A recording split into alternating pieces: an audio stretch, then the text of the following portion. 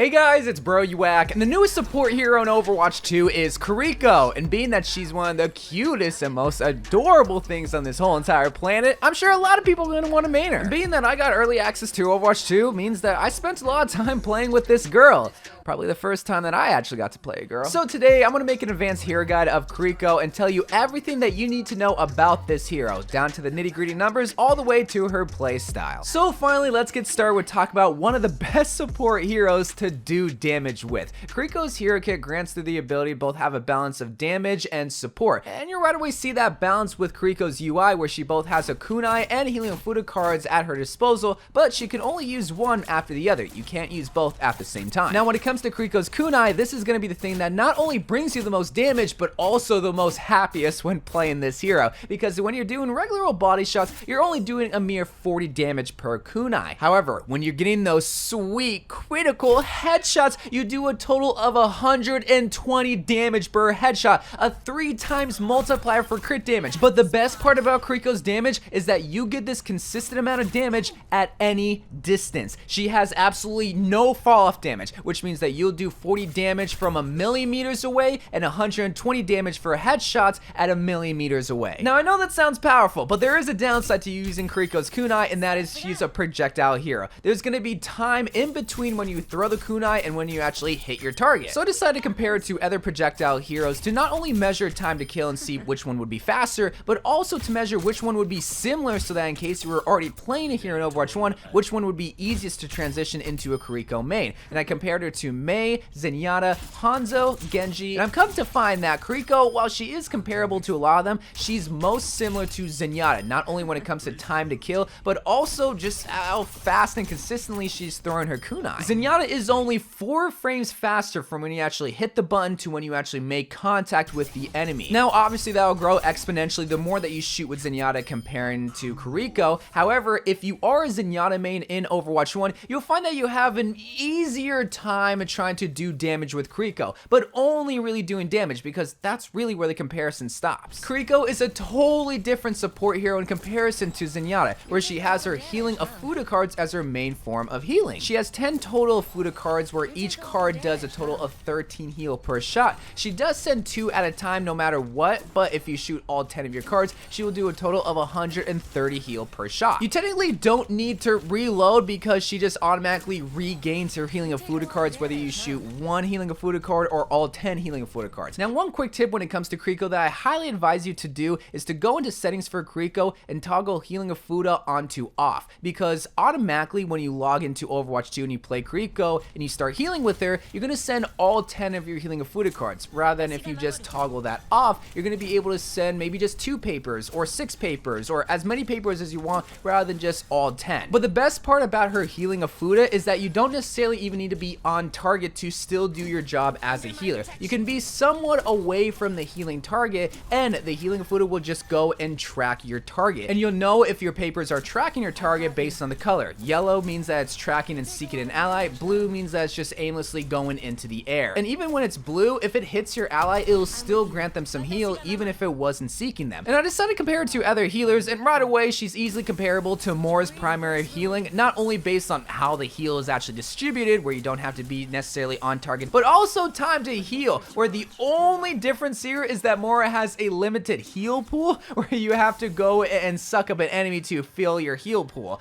Pause on that. And I guess the other difference is that you can stand a good amount of distance as Kiriko and still heal your target in comparison to Mora, where you gotta be like 5 meters away. So if you're a Mora main, you'll find lots of comfort healing as Kiriko, because not only are they very similar when it comes to heal, but also because, well, you're probably going to be doing more damage because you already do that as Mora. Now let's talk about her abilities, because this is when the fun really starts to begin with Kiriko. So first and foremost, her Swift Step ability. This is a pretty straightforward one, where it grants you the ability to teleport instantly to an ally upwards of 30 meters. Plus, you can also teleport to your allies through walls, multiple walls, not just one wall, not just 2 walls, any type of wall and as many walls as long as they're in the 30-meter radius of you. And it has a 7-second cooldown, so you can really be spamming this ability at a liberating rate. But something that the game doesn't tell you is that the Swift Step grants you a few frames of invincibility. So say something like a Diva Bomb is coming your way and you don't have your protection Zuzu, you can use this ability and time it out just right to dodge any sort of insta-kill ability like a Diva Bomb. This was found by Kiriko and something that I thought was insane to be in the game. Now, a few quick tips when it comes to her Swift Step ability. You'll see on the UI those blue little triangles that not only notifies you for when you can actually Swift Step to an ally, but that also tells you when the healing of Fuda cards will actually go and seek an ally. They use the exact same UI, which is very helpful, especially if you're playing in the back line. And the other quick tip is in the settings, it's very similar like Mercy's Guardian Angel, where you can change the sensitivity settings for Kiriko Swift Step, depending on how snappy you want to snap onto other targets. And her final regular ability that I'm almost certain will get nerfed and changed somewhere down the road is her Protection Suzu. This is going to be her grenade that you can throw onto the ground and has an area of effect. It lasts a total of 1 second that not only grants 50 instant heal to anybody that's hit by this grenade, but more importantly, 1 second of immunity. Whether it's a Diva Bomb or a Junkrat Tire or anything that's an insta kill, throw this on the ground and you'll be instantly protected by it. It also cleanses any negative effect on yourself as Kiriko or your allies, which most notably includes an Ana anti-grenade, and it has an area of effect of 3 meters. Now this ability is good. Like, it's really good. Even with that 14-second cooldown, this is gonna be the reason why you want to play not only Kiriko, but play around her. And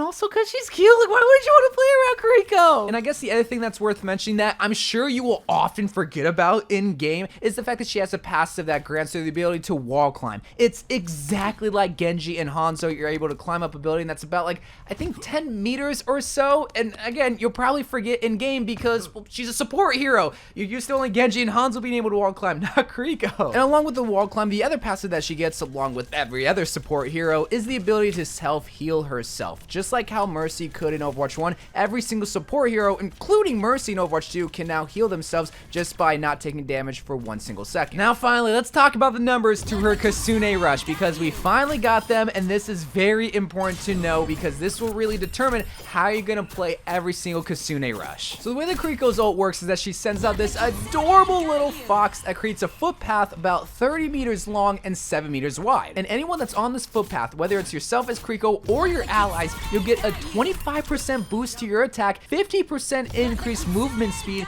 and your cooldowns will be cut by 60%. And because of that 60% boost to your cooldowns, how you're going to want to play your Kasune Rush is as soon as you send your blue fox out, you're going to throw your protection Suzu on the ground. Even if you don't need the protection, the fact that that's cut basically in half, you can get almost 3 of those protection Suzus at the time of when this ultimate ends. Meaning that it'll give you 150 total heals in that area, and you can focus all your efforts into DPS, which you get 25% more of. Now this does only last 11 seconds, which is why you want to take full advantage of like the fast cooldown. So Kiriko's Protection Suzu or Baptiste's Immortality Field, you know, things like that you want to just use right away because you'll just get them a lot quicker than if you just weren't taking full advantage of the time boost. Now some things to keep in mind when it comes to her ultimate, even though Kiriko can go through walls, her ultimate cannot. If you send this ult into a wall, wherever that fox hits, that's where it's gonna stop, which also includes ledges. Like, it just won't continue to run off into the sunset, even though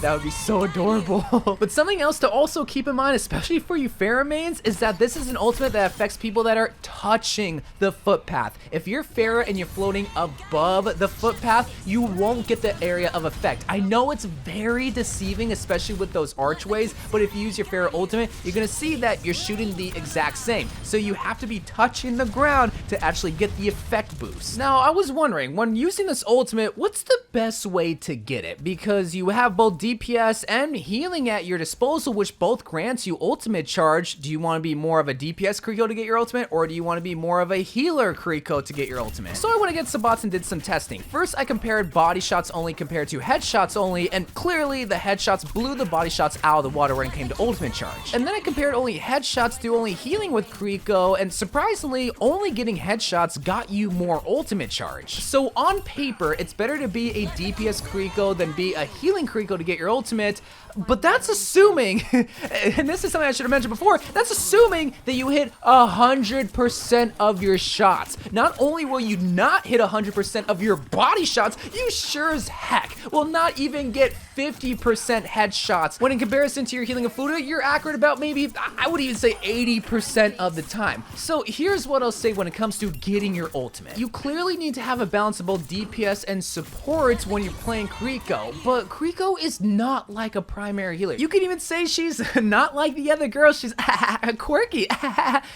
I'm sorry. She's not like Ana, she's not like Mercy, where her main job, and really her biggest job, is her healing. And on the flip side, if you're only playing with your kunai, unless you're a GM player and you have really good accuracy and you master projectile heroes, you're gonna find that you're not also getting a lot of value out of just being the Reddit version of Kiriko. Shifting over to playstyle, but more importantly positioning, the way that I see Kiriko is that she's always gonna be shifting positions. She's primarily, I feel like, gonna be in the back line looking over her team, making sure that everyone is getting healed, but still throwing the kunai because, again, she's gonna get the same damage whether she's at the front line or the back line. So might as well stay at the back line doing both jobs rather than at the front line being super aggressive. However, when you do need to be aggressive, that's when you're gonna be able to push in either with your ultimate or with your tank, like with your Junker Queen or your Lucio, and just go absolutely ham on the enemy team, focusing on DPS rather than heals. She's definitely gonna have a more aggressive playstyle if you do have a team coordinated enough to be able to push in when you need to push in, but you can also get away with just being passive if you have good enough aim. If you don't have good enough aim, then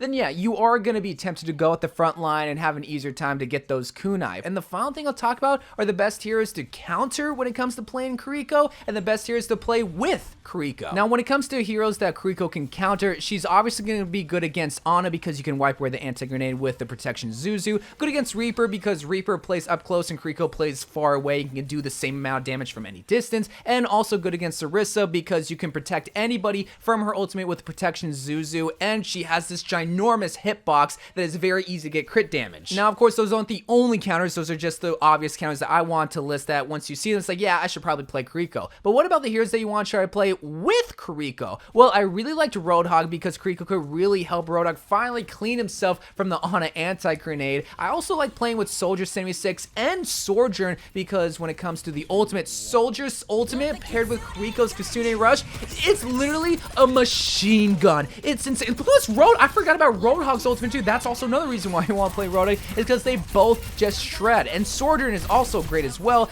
And when it comes to the other support hero, this one I found to be very difficult to pinpoint. I really like Baptiste because the immortality field plus the protection Zuzu, you can swap one or the other in between cooldowns. And also, he does really good with the Kasune Rush when it comes to damage and healing. But I mean, Kiriko plays with a lot of other agile heroes like Winston when you're playing dive, or Genji if you just want to be super aggressive. Really, Kiriko is a awesome support hero that can help a lot of DPS heroes, but she can also just be good herself. And that's what I love about Kiriko, is that if you have great aim, you're gonna fall in love with Kiriko. But even if you're just a support main with not the best aim mechanics, you can still get a lot of value. You just have to think very, very critically and very, very smart. And that was my advanced guide and everything that you need to know when involving the brand new support hero Kiriko. And hopefully you enjoyed this video. It's been a while since I've done a full advanced guide giving you everything, but hopefully I can do more in the future. But I love you guys. Thank you guys for watching. More Overwatch and Overwatch 2 videos to come, and bye.